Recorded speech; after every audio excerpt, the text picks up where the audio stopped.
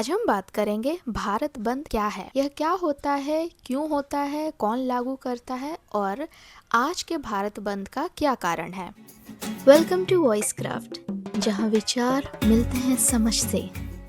आपने अक्सर सुना होगा कल भारत बंद है, आज भारत बंद है। भारत बंद मतलब स्कूल बंद, दुकानें बंद, बस ट्रेन पर असर और आम आदमी परेशान। लेकिन सवाल यह है, भारत बंद क्या होता है, क्यों बुलाया जाता है और सबसे जरूरी, क्या कोई भी भारत बंद लागू कर सकता है। आज हम इसी पर सच समझेंगे। भारत बंद क्या है। भारत बंद का मतलब है देश भर में या किसी बड़े हिस्से में सामान्य जनजीवन को स्वेच्छा से रोकने की अपील। इसमें आमतौर पर शामिल होता है दुकानों और बाजार बंद, सार्वजनिक परिवहन प्रभावित, दफ्तर, स्कूल, कॉलेज बंद रखने की अपील, प्रदर्शन, धरना, रैली। ध्यान देने वाली बात यह है कि भारत बंद कोई सरकारी आदेश नहीं होता, बल्कि यह एक राजनीतिक या सामाजिक विरोध का तरीका होता है। वहीं जानते हैं भारत बंद क्यों होता है। भारत बंद आमतौर पर तब बुलाया जाता है जब सरकार के किसी फैसले के खिलाफ विरोध हो, कानून या नीति को वापस लाने की मांग हो, महंगाई, बेरोजगारी या आरक्षण जैसे मुद्दे हो, किसी समुदाय या वर्ग को अन्याय महसूस हो। उदाहरण के लिए 2020-21 में किसान आंदोलन के दौरान भारत बंद हुआ था। वहीं 2019 में श्रमिक संगठनों द्वारा भारत बंद किया गया। SC/ST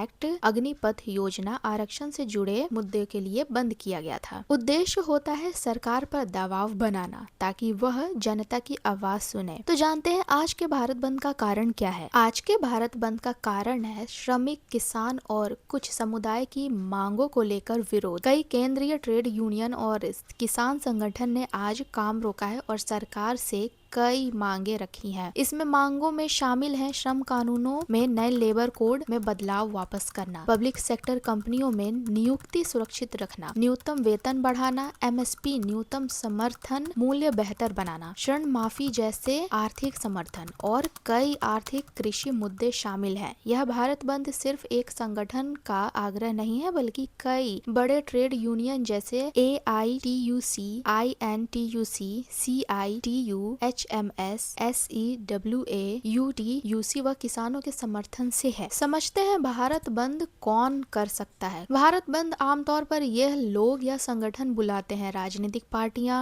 ट्रेड यूनियन, मजदूर संगठन, किसान संगठन, सामाजिक या छात्र संगठन। लेकिन यह कोई कानूनी अधिकार नहीं है कि कोई जबरदस्ती देश बंद कर दे। सुप्रीम कोर्ट ने साफ कहा है, कोई भी संगठन किसी नागरिक को दुकान बंद करने, काम न करने या सड़क रोकने के लिए मजबूर नहीं कर सकता है। सवाल है, क्या भारत बंद कभी भी लागू किया जा सकता है। जवाब है नहीं। भारत बंद स्वैच्छिक यानी वॉलंटरी होना चाहिए। अगर जबरदस्ती दुकान बंद कराई जाए, सड़कें रोकी जाए, एम्बुलेंस या जरूरी सेवाएं बाधित हो, हिंसा या तोड़फोड़ हो, तो यह अवैध माना जाता है। कानून कहता है अस्पताल, एम्बुलेंस, दूध, पानी, दवा जैसी आवश्यक सेवाएं बाधित नहीं हो सकती। आम नागरिक की सुरक्षा सरकार की जिम्मेदारी है। तो भारत बंद का असर आम नागरिक पर कैसे होता है। भारत बंद का असर सबसे ज्यादा पड़ता है दिहाड़ी मजदूर, छोटे दुकानदार, छात्रों और मरीजों पर। एक तरफ विरोध का अधिकार जरूरी है, लेकिन दूसरी तरफ आम नागरिक की जिंदगी भी उतनी ही अहम है। भारत बंद लोकतंत्र में विरोध का एक तरीका है, लेकिन यह डर, हिंसा या मजबूरी का साधन नहीं होना चाहिए। एक जागरूक नागरिक वही है जो यह समझे कि विरोध और अराजकता में फर्क है। अधिकार के साथ जिम्मेदारी भी जरूरी है। लोकतंत्र में आवाज उठाएं, लेकिन देश और नागरिक को बंद मत कीजिए। समर्थन का अधिकार हर नागरिक का है, लेकिन लोकतंत्र की मर्यादा के साथ। अगर आप भी ऐसी ही देश, दुनिया, पॉलिटिक्स और मीडिया की खबरें जानना चाहते हैं तो हमें सब्सक्राइब करें, लाइक करें और जितना हो सके शेयर करें।